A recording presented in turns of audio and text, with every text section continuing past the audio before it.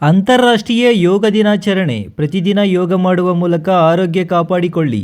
ಸೀಕಲ್ ಆನಂದಗೌಡ.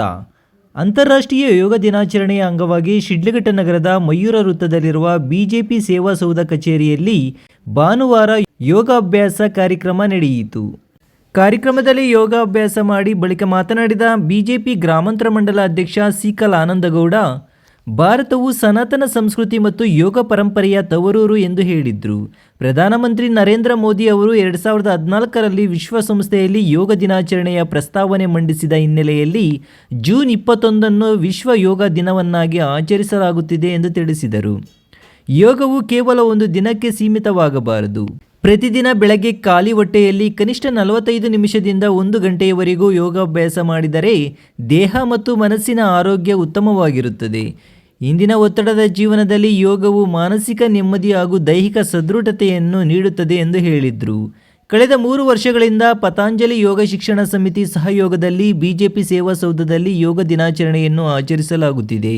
ಮುಂದಿನ ದಿನಗಳಲ್ಲಿಯೂ ಯೋಗ ಚಟುವಟಿಕೆಗಳಿಗೆ ಅಗತ್ಯವಿರುವ ಎಲ್ಲ ಸೌಲಭ್ಯಗಳನ್ನು ಒದಗಿಸಲು ಪ್ರಯತ್ನಿಸಲಾಗುವುದು ಎಂದು ಹೇಳಿದರು. ಇನ್ನು ಪ್ರತಿಯೊಬ್ಬರೂ ಯೋಗವನ್ನು ಜೀವನದ ಭಾಗವಾಗಿಸಿಕೊಳ್ಳಬೇಕು. ತಾವು ಆರೋಗ್ಯವಾಗಿರುವುದರ ಜೊತೆಗೆ ಇತರರಿಗೂ ಯೋಗದ ಮಹತ್ವವನ್ನು ತಿಳಿಸಬೇಕು ಎಂದು ಕರೆ ನೀಡಿದರು. ಇನ್ನು ಈ ಕಾರ್ಯಕ್ರಮದಲ್ಲಿ ಪತಂಜಲಿ ಯೋಗ ಶಿಕ್ಷಣ ಸಮಿತಿಯ ಸದಸ್ಯರು, ಬಿಜೆಪಿ ಮುಖಂಡರು, ಕಾರ್ಯಕರ್ತರು ಭಾಗವಹಿಸಿ ವಿವಿಧ ಯೋಗಾಸನಗಳನ್ನು ಅಭ್ಯಾಸ ಮಾಡಿದರು. ಗ್ರೇಟ್ ಇಂಡಿಯಾ ಎಲೆಕ್ಟ್ರಾನಿಕ್ಸ್ ವತಿಯಿಂದ ನಮ್ಮ ಎಲ್ಲಾ ಗ್ರಾಹಕರಿಗೆ ಶುಭಾಶಯಗಳು. ನಮ್ಮಲ್ಲಿ ಎಲ್ಲಾ ಬಗೆಯ ಎಲೆಕ್ಟ್ರಾನಿಕ್ಸ್ ಮತ್ತು ಗೃಹ ಬಳಕೆಯ ವಸ್ತುಗಳ ಮೇಲೆ ಆಕರ್ಷಕ ಫೈನಾನ್ಸ್ ಸೌಲಭ್ಯದೊಂದಿಗೆ ಭಾರಿ ಡಿಸ್ಕೌಂಟ್ ನೀಡಲಾಗುತ್ತಿದೆ. ನಿಮ್ಮ ಮನೆಯನ್ನು ಮತ್ತಷ್ಟು ಸುಂದರಗೊಳಿಸಲು ನಗರದಲ್ಲಿ ನಂಬರ್ 1 ಶೋರೂಮ್ ಆದ ಗ್ರೇಟ್ ಇಂಡಿಯಾ ಎಲೆಕ್ಟ್ರಾನಿಕ್ಸ್ಗೆ ಇಂದೇ ಭೇಟಿ ಕೊಡಿ. ಗುಣಮಟ್ಟದ ವಸ್ತುಗಳು, ಉತ್ತಮ ಸೇವೆ, ರಿಯಾಯಿತಿ ದರಗಳು. ಇಂದೇ ಭೇಟಿ ಕೊಡಿ. ಗ್ರೇಟ್ ಇಂಡಿಯಾ ಎಲೆಕ್ಟ್ರಾನಿಕ್ಸ್, ಅಮೀರ್ ಬಾಬಾ ದರ್ಗಾ ಹತ್ತಿರ, ದಿಬ್ಬೂರ್ಹಳ್ಳಿ ರಸ್ತೆ, ಶಿಡ್ಲಘಟ್ಟ. ಕರೆ ಮಾಡಿ 8861043315.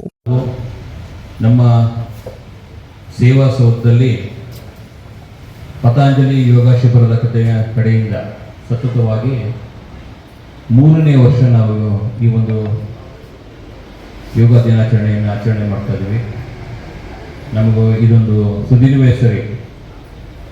ನಮ್ಮ ನೆಚ್ಚಿನ ಪ್ರಧಾನಮಂತ್ರಿಗಳಾಗಿರ್ತಕ್ಕಂತಹ ಸನ್ಮಾನ್ಯ ನರೇಂದ್ರ ಮೋದಿಯವರು 2014ರಲ್ಲಿ ವಿಶ್ವಸಂಸ್ಥೆಯಲ್ಲಿ ಈ ಒಂದು ಪ್ರಸ್ತಾವನೆಯನ್ನ ಮಾಡ್ತಾರೆ. ನಮ್ಮದು ಭಾರತ ದೇಶ ಅಂತ ಹೇಳಿದ್ರೆ ಸನಾತನ ಧರ್ಮ ಇರ್ತಕ್ಕಂತಹ ದೇಶ, ಸನಾತನ ಧರ್ಮವನ್ನು ನಂಬಿರ್ತಕ್ಕಂತಹ ದೇಶ. ಸುಮಾರು ಸಾವಿರಾರು ವರ್ಷಗಳ ಹಿಂದೆ ನಮ್ಮ ವಿಶ್ವ ಮುನಿಗಳು, ಸನಾತನ ವಿಶ್ವ ಮುನಿಗಳು ಈ ಒಂದು ಯೋಗವನ್ನ ಮಾಡ್ತಿರ್ತಕ್ಕಂಥದನ್ನ ಅಂದಿನ ಕಾಲದಿಂದಲೂ ಮುಂದುವರಿಸ್ತಕ್ಕಂಥ ಒಂದು ಪ್ರವೃತ್ತಿ ಏನಿದೆ ನಮ್ಮ ಭಾರತದಲ್ಲಿ, ಅದನ್ನ ಮನಸ್ಸಿನಲ್ಲಿ ಇಟ್ಕೊಂಡು ನಮ್ಮ ವಿಶ್ವನಾಯಕರಾಗಿರ್ತಕ್ಕಂತಹ ಪ್ರಧಾನಮಂತ್ರಿಗಳು ವಿಶ್ವಸಂಸ್ಥೆಯಲ್ಲಿ ಇದರ ಒಂದು ಪ್ರಸ್ತಾವನೆಯನ್ನ ಮಾಡ್ತಾರೆ. ಎಲ್ಲ ರಾಷ್ಟ್ರಗಳು ಇದಕ್ಕೆ ಹೋಗ್ಬಿಟ್ಟು ಖಂಡಿತವಾಗೂ ಇದನ್ನ ನಾವು ಒಂದು ವಿಶ್ವ ದಿನವಾಗಿ ಆಚರಣೆ ಮಾಡೋಣ. ಎಲ್ಲರೂ ಸಹ ಇದನ್ನ ಜೂನ್ 21ರ ದಿನ ನಾವೊಂದು ಈ ಯೋಗವನ್ನ ಮಾಡ್ತಕ್ಕಂಥದನ್ನ ಮಾಡಲೇಬೇಕಾಗ್ತದೆ ಅಂತೇಳಿ ಕೇವಲ ಜೂನ್ 21ಕ್ಕೆ ಸೀಮಿತವಾಗದೆ ಪ್ರತಿದಿನನೂ ಬೆಳಗ್ಗೆ ಹೊಟ್ಟೆಗೆ ಏನು ತಗೊಳ್ಳದೆ ಖಾಲಿ ಹೊಟ್ಟೆಯಲ್ಲಿ ಕನಿಷ್ಠ ಪಕ್ಷ ಒಂದು 45ರಿಂದ 1 ತಾಸುಗಳವರೆಗೂ ನಾವು ಯೋಗವನ್ನು ಮಾಡಿದಾಗ ನಮ್ಮ ಮನಸ್ಸು, ದೇಹವನ್ನು ನಿಯಂತ್ರಿಸ್ತಕ್ಕಂಥ ಕೆಲಸ ಆಗುತ್ತೆ. ನಮ್ಮ ಜೀವನದಲ್ಲಿ ಸುಮಾರು ಒತ್ತಡಗಳ ಮಧ್ಯೆ ನಾವು ಕೆಲಸ ಮಾಡ್ತಾ ಇರ್ತೀವಿ. ಪ್ರತಿದಿನ ಈ ಒಂದು ಯೋಗವನ್ನು ಮಾಡೋದ್ರ ಮುಖಾಂತರ ನಮ್ಮ ವಯಸ್ಸನ್ನು ಆರೋಗ್ಯಕರವಾಗಿ ಕಳೀತಕ್ಕಂಥ ಒಂದು ಸಮಯವಾಗಿರ್ತದೆ. ಈ ಯೋಗ ಮಾಡೋದ್ರಿಂದ ಎಷ್ಟೆಲ್ಲ ಅನುಕೂಲಗಳಾಗಿದೆ ಅಂತೇಳಿ ಈಗಾಗಲೇ ನಮ್ಮ ಗುರುಗಳು ತಿಳಿಸ್ಕೊಟ್ಟಿರ್ತಾರೆ. ಈ ಯೋಗವನ್ನು ನಾವು ಪ್ರತಿ ವರ್ಷದಂತೆ ಪ್ರತಿ ದಿನವೂ ಸಹ ನಾವು ಈ ಶಿಡ್ಲಘಟ್ಟದಲ್ಲಿ ಮಾಡೋಣ. ಈಗಾಗಲೇ ನಾವು ಪತಂಜಲಿ ಯೋಗ ಶಿಬಿರದವರಿಗೆ ಮನವಿಯನ್ನು ಮಾಡಿಕೊಂಡ್ವಿ. ನಿಮಗೆ ಅವಶ್ಯಕತೆ ಇದ್ದರೆ ದಯಮಾಡಿ ಈ ಸೇವಾ ಸೌಧವನ್ನು ನಿಮ್ಮ ಯೋಗ ಶಿಬಿರವಾಗಿ ಮಾರ್ಪಡಿಸ್ಕೊಳ್ಳಿ. ಅದಕ್ಕೆ ಬೇಕಾದಂತಹ ಅನುಕೂಲಗಳನ್ನು ನಾವು ಸಿಕಲ್ ರಾಮಚಂದ್ರ ಗೌಡರಲ್ಲಿ ಮನವಿ ಮಾಡಿಕೊಂಡು ಖಂಡಿತವಾಗಿ ಏನೆಲ್ಲ ಅವಶ್ಯಕತೆ ಇದೆ ಅದನ್ನು ಇಲ್ಲಿ ಮಾಡ್ತಕ್ಕಂಥ ಕೆಲಸವನ್ನು ಮಾಡ್ತೀವಿ ಅಂತ ಹೇಳಿದ್ವಿ. ನಾವು ಈ ಮುಖಾಂತರ ಮನವಿಯನ್ನು ಮಾಡ್ಕೊತೀವಿ, ಪ್ರತಿಯೊಬ್ಬರು ಯೋಗವನ್ನು ಮಾಡೋಣ, ನಮ್ಮ ಆರೋಗ್ಯವನ್ನು ಹೆಚ್ಚಿಕೊಳ್ಳೋಣ, ನಾವು ಸಹ ಆರೋಗ್ಯವಾಗಿರೋಣ, ಇತರರನ್ನು ಆರೋಗ್ಯವಾಗಿರಲಿಕ್ಕೆ ಈ ಸಲಹೆಗಳನ್ನು ಕೊಡೋಣ ಅಂತ ಹೇಳ್ತಾ ನನ್ನ ಮಾತನ್ನು ಮುಗಿಸ್ತೀನಿ. ಜೈ ಹಿಂದ್, ಜೈ ಕರ್ನಾಟಕ. ಇದು ನಮ್ಮ ದೇಹ ನಮಗೆ ಯಾವುದೇ ಉದ್ರೇಕಗಳನ್ನು ತಡೆಯುವಂತಹ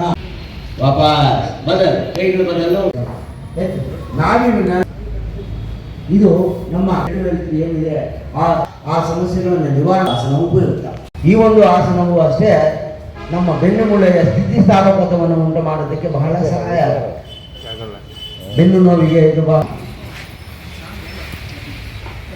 ಕಾಲು ಮಡಿಸ್ಕೊಳ್ಳಿ, ಸೊಂಟವನ್ನು ಮೇಲೆ ಎತ್ತಬೇಕು. Lift your ಸೊಂಟಾಸ್. ವಿಶ್ರಾಂತಿ. ನಮ್ಮ ಹೊಟ್ಟೆಯಲ್ಲಿ ಶೇಖರಣೆ ಆಗಿರುವಂತಹ ಅನಾವಶ್ಯಕ ಬೊಜ್ಜು ನಿವಾರಣೆ ಮಾಡೋದಕ್ಕೆ ಅಂತ ಹೇಳಿದ್ರೆ ನಮ್ಮ ನೇಗಿಲು, ಆ ನೇಗಿಲು ಹೋಗುವಂತ ನಮ್ಮ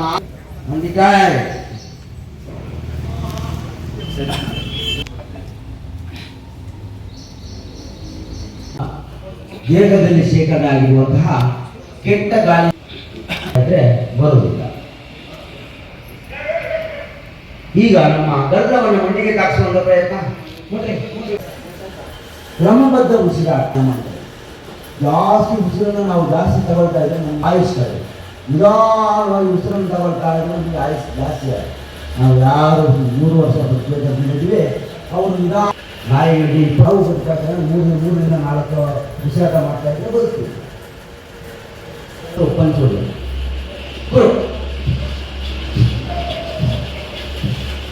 ಬುಧಗಳು ಆಡಬಾರ್ದು.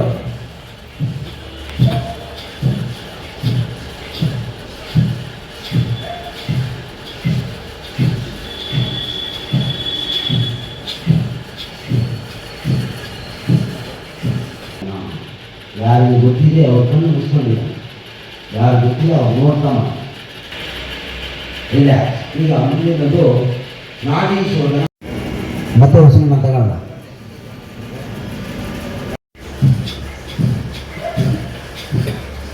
ಬುದ್ಧಿಗಳು ಆಡ್ಬಾರ್ದು.